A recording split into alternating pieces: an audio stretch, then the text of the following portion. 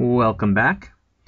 In this lecture, we are going to discuss the topic of development, which is Chapter 9. And so we are going to touch base on a few of the more prominent time periods in our development. So we will talk about how an individual develops in the womb, so prenatal development. We will discuss various stage theories that occur during childhood, specifically Piaget's cognitive stage theories, which discuss how cognition develops over time, how our thinking ability develops over time. We will discuss Erikson's stages, looking at personality development, and we will touch on Kohlberg's stages of the development of morality. After that, we will look at adolescent development and skip most of adulthood and jump into aging, where we will emphasize the cognitive decline that tends to occur as people age and the risk of dementias that occur. So we begin with prenatal development. I have two videos labeled From Embryo to Fetus 1 and 2 that you could play now, or you could play it after we are done with the prenatal development section of this chapter. So either go play it now, or you could play it both. The advantage of playing it afterwards is you may be able to recognize some of the developments that occur during the different stages. If you play it now, it kind of gives you some context for the information that I'm going to explain to you. So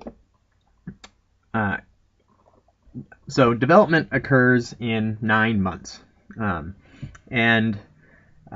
During that 9 months, when the fetus is in the womb, there is a lot of growth and development that occurs.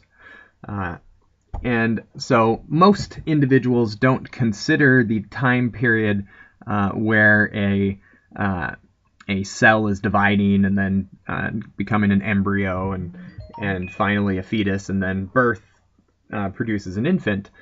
Most of us don't consider that 9 months in the womb has a large amount of development occurring.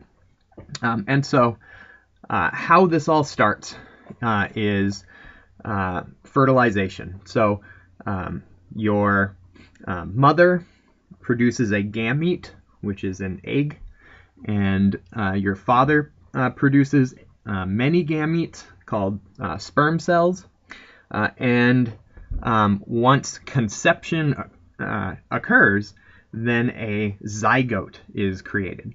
So we all started as zygotes. While gametes only have 23 chromosomes. So a gamete, we'll say a sperm cell, when it is created, it randomly selects one of the 2 copies of the 23 sets of chromosomes that we have. So each of us has 46 chromosomes, half from our mother and half from our father. So when the sperm cell is created, the sperm cell will randomly choose, or is given, one of these 2 chromosomes at position 1, and then it gets one of these 2 chromosomes here at position 2. Now, one of these is from your mother, one of these is from your father, in each of these pairs. And so the sperm cell just goes down and selects 23 at random, one from each pair, and that then produces 23 chromosomes. And so that sperm cell has 23 of your father's chromosomes. And those chromosomes could be from his father or from his mother, depending on how that sperm cell selected them. those 23 chromosomes then combine at conception with the 23 chromosomes selected from your mother, and when fertilization occurs, it produces a single cell called a zygote, and that cell has your 46 chromosomes, or your 23 pairs of chromosomes.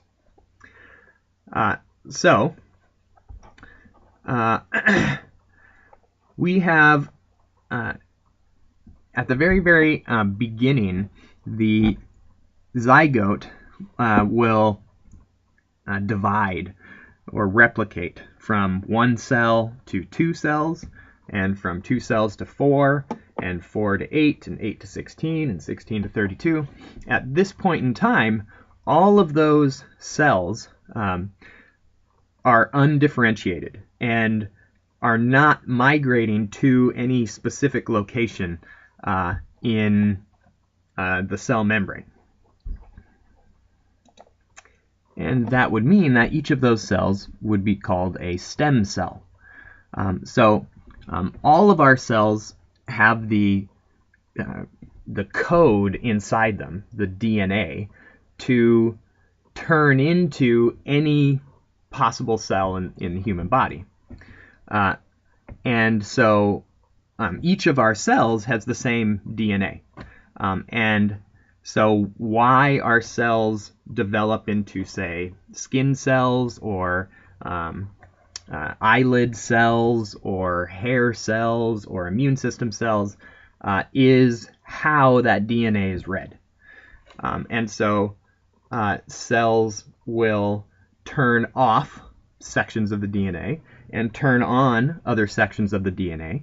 And then this means that the code that is read by that cell is different than, say, other cells. A skin cell has different parts of the DNA that are turned on and different parts that are turned off compared to, say, a hair cell. And so once the cells, when they start to divide and turn into specific cell types and start to migrate to specific areas, then we no longer have stem cells, and we enter into something called the germinal stage. So the germinal stage is the first stage of prenatal development. You can also split them up into trimesters. So the first 3 months, the second 3 months, and the last 3 months. Your textbook uses the germinal, embryonic, and fetal stages, so I'm just going to stick with those. The germinal stage consists of about 2 weeks, and at this point in time, the cell, the zygote, is rapidly dividing into new cells. And these cells start becoming specialized. And so they migrate to a specific area and become a specific type of cell. The first type of cell that is created is a placental cell.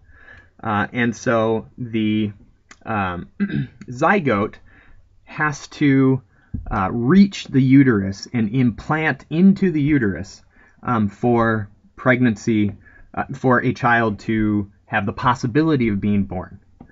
So unknowns to a lot of people, 1 in 5 pregnancies, or 1 in 5 conceptions, or 1 in 5 fertilizations end without implantation.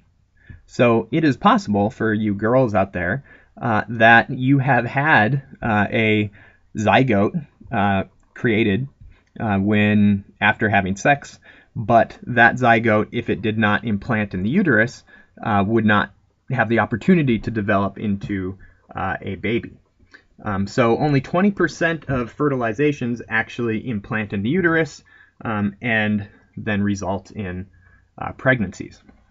So once the zygote implants in the uterus, then it starts developing placental cells, and the placenta wraps itself around the egg or the zygote, and allows oxygen and nutrients to pass into the fetus from the mother's bloodstream.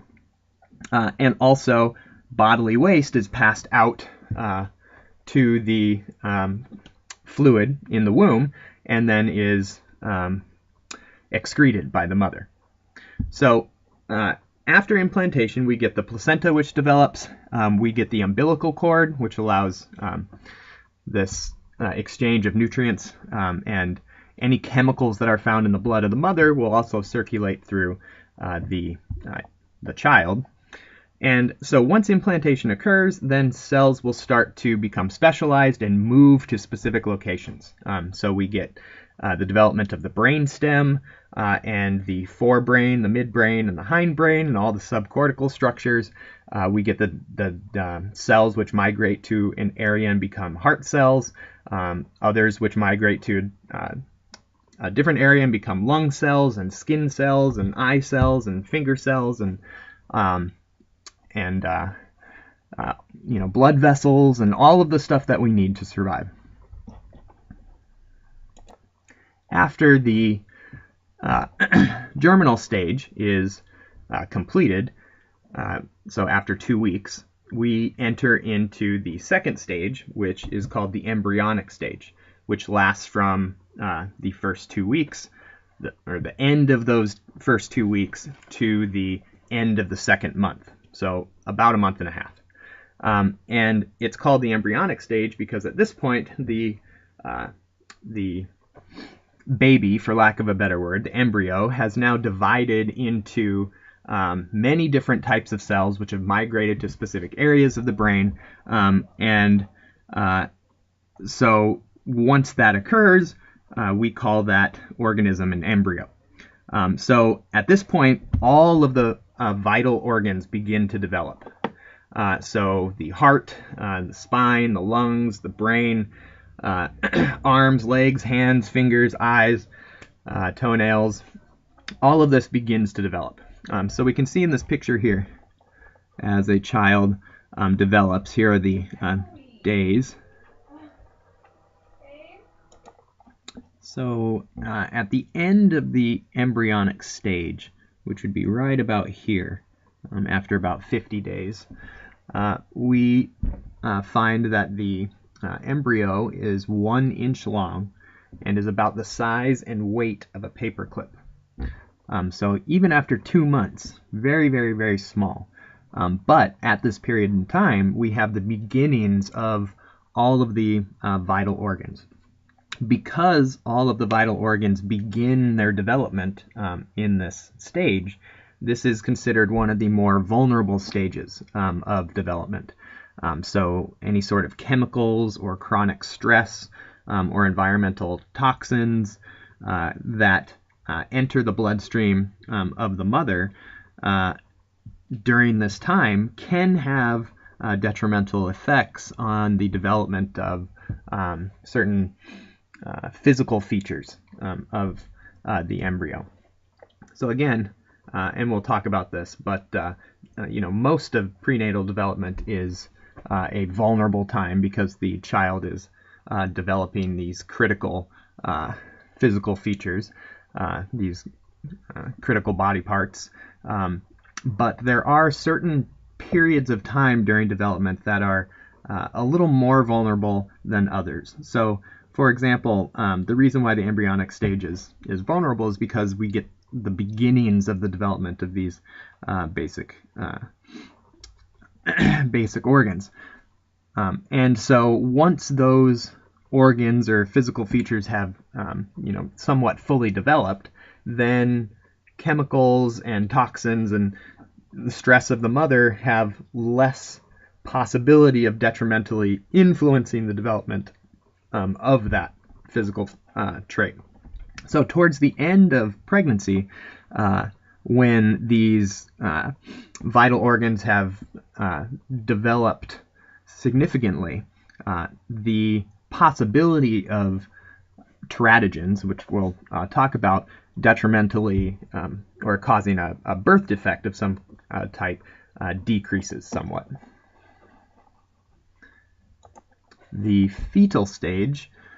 is the final stage of development, or prenatal development, and it is called the fetal stage because at this point the organism is now called a fetus. At this point, or this stage encompasses the rest of prenatal development, so from 2 months until birth. And so the primary organs develop further. The muscles become more dense and stronger. The tendons become stronger. Blood vessels have stronger membranes and are able to carry more pressurized blood throughout the body. Bones become more dense and solid, and they begin to develop bone marrow. So at this point, the sex organs will also begin to develop. So the 23rd pair of chromosomes for any individual contains the sex chromosomes, and they are called that because it is these chromosomes in the 23 paired that determine whether you are biologically male or biologically female. Anyone with an XY 23rd pair of chromosomes is genetically male, and anyone who has an XX is genetically female.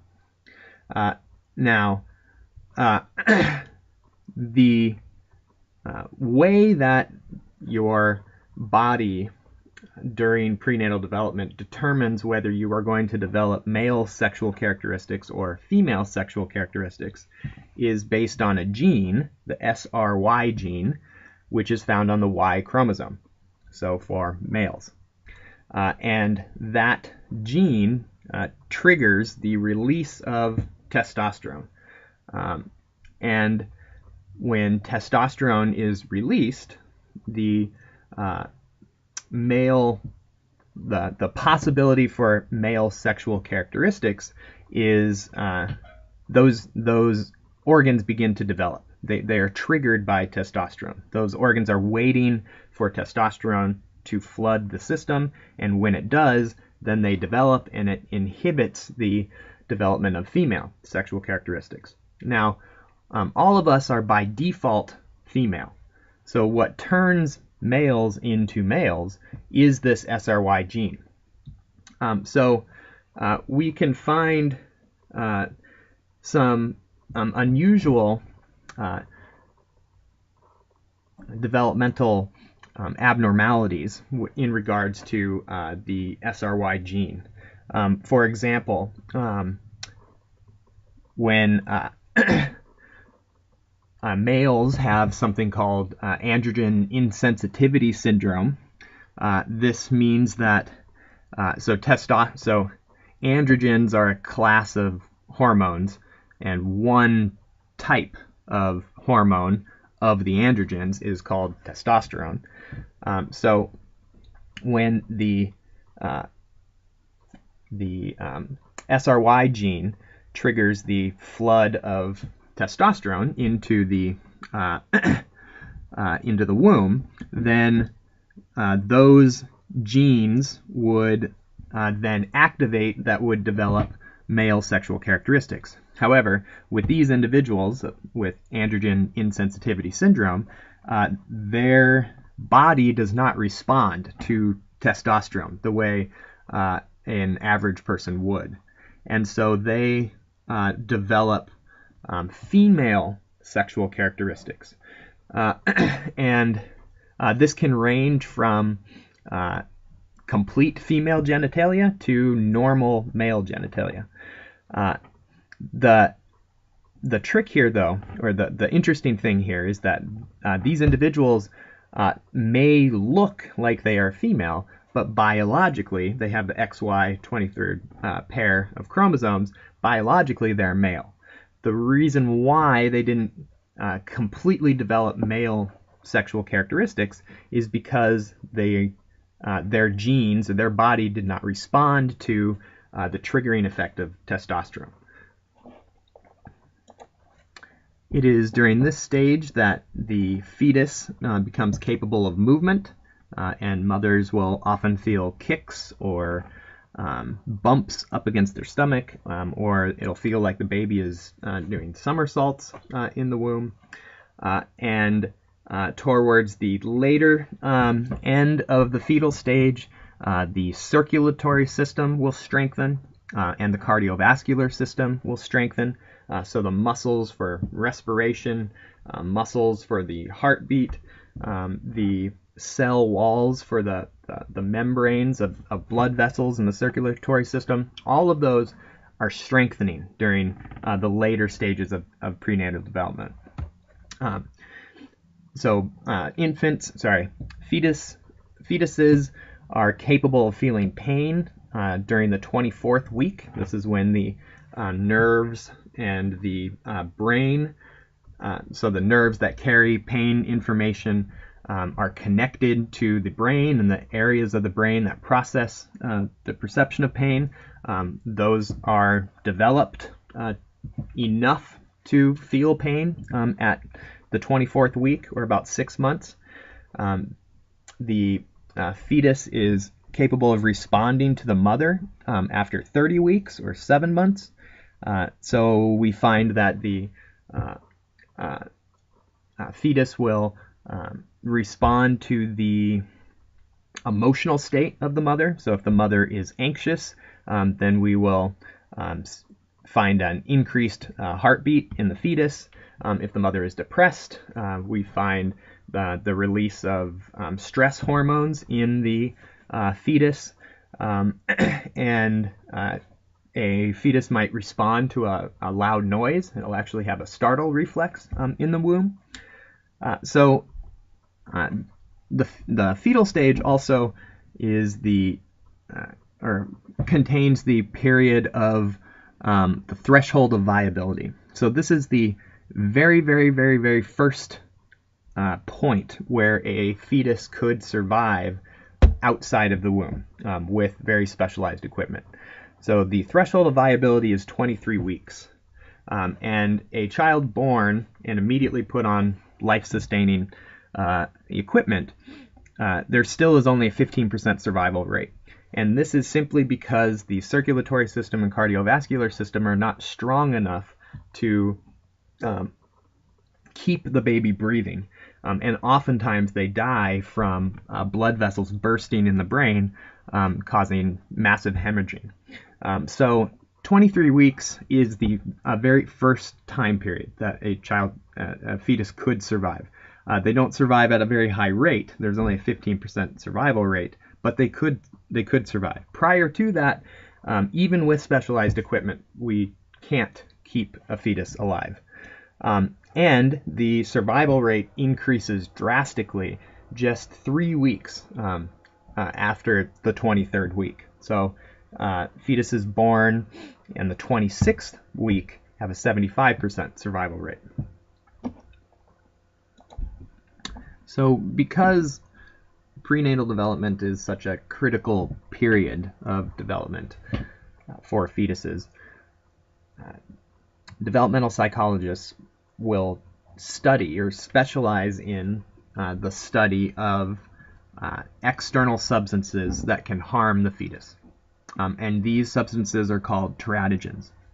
So these can be anything from drugs, alcohol and tobacco, to viruses, to chemicals that are found in air pollution or in plastics, and also one's emotional state can also influence and create the developmental abnormalities. We've found this for depression and anxiety only, and then also nutrition. So nutrition, emotional state of the mother, and teratogens can all detrimentally affect the development of a fetus. So with teratogens, we want to look at what substances cause what birth defects, and when do they when is the rate of a birth defect high and when is it low. So we find that the timing of when the mother is exposed to the substance, for how long they are exposed to the substance, how much of the substance they're exposed to, as well as the interaction between different substances, all have an influence on the probability of whether a fetus develops a abnormality or not. So with the timing, a mother could be exposed to something early, and it may have a significant impact on the development of the child. So for example, it could cause deformed limbs, for example. So thalidomide was a drug which was used to treat nausea in pregnant mothers, but it also produced deformed limbs. So if thalidomide was taken after the limbs had already developed, so later on in the pregnancy, then thalidomide, due to the timing of exposure, did not have as high of a probability of causing deformed limbs. We find that drugs such as alcohol and tobacco, each on their own can lead to a fetus being born below birth weight, which is called low birth weight. And this has an increased risk of heart disease later on in life, as well as sometimes more difficulty surviving once being born, especially if it's close to the age of viability. So alcohol and tobacco, if the mother is ingesting those substances during pregnancy, can lead to low birth weight, but the interaction between the two of them leads to a much greater risk of low birth weight or very low birth weight children being born. So the interaction between two substances can boost the detrimental effect of either of them alone. An example of this would be why you are not supposed to drink alcohol while taking an opiate painkiller. So both alcohol and opiates have a depressive effect on the central nervous system, and so either of them alone decreases the response of the central nervous system in general. But when you combine both of those substances, they interact with one another and produce a much more significant depressive effect on the central nervous system, and in severe cases, people can forget to breathe. The part of their brain which controls breathing is not responding due to the interaction of these two substances. The amount of exposure is also important. So if a mother has a couple sips of alcohol infrequently during her pregnancy, this is probably not going to have any impact on the development of the child because the amount is so low. However, in some cases, such as vitamin A, for example, you can, even though vitamin A is good for you and can be taken during a pregnancy, if an individual takes too much vitamin A, then the amount of vitamin A surpasses a threshold, and once it surpasses that threshold, then it can lead to an increased risk of specific birth defects. So other viruses like measles, syphilis, chickenpox, rubella, these can lead to specific birth defects depending on when they are acquired. And other chemicals like air pollution and BPA, which was found in most plastics, not found in as many anymore. But these, just exposure to these things can lead to birth defects. Now the question is, what is the likelihood? And the answer to that is usually pretty low unless you are exposed to a lot of these chemicals.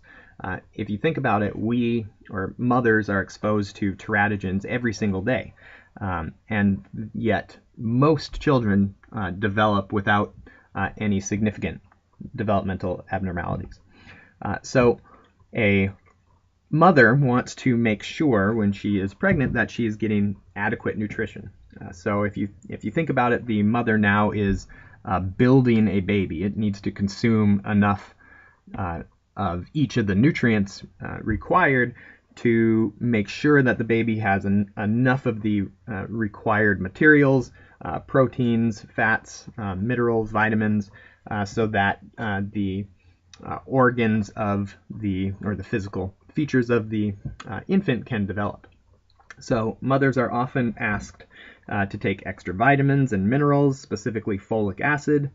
Low folic acid, low intake of folic acid can lead to a neural tube defects, such as spina bifida, where the tail of the spine is not enclosed, or anencephaly, which is where the skull does not fully form, and so part of the brain is missing. And they've also found a link with a deficient diet to an increased risk of schizophrenia. So there are lots of ways that a child could be put into a risk situation for developing birth defects. One of them would be exposure to teratogens. The other would be not getting the correct amount of nutrition. And the third is the emotional state of the mother. So it has been found that mothers with severe depression and severe anxiety are producing hormones themselves because of their emotional state, and those hormones flood the bloodstream of the fetus as well. And it acts to organize the hormonal balance of the fetus. So they find that mothers who are anxious, those children develop an anxiety response system that is hyper responsive to the environment. And they find that individuals who are depressed release cortisol, and cortisol can have a damaging effect on the HPA axis, the hypothalamus, adrenal gland, and pituitary gland axis.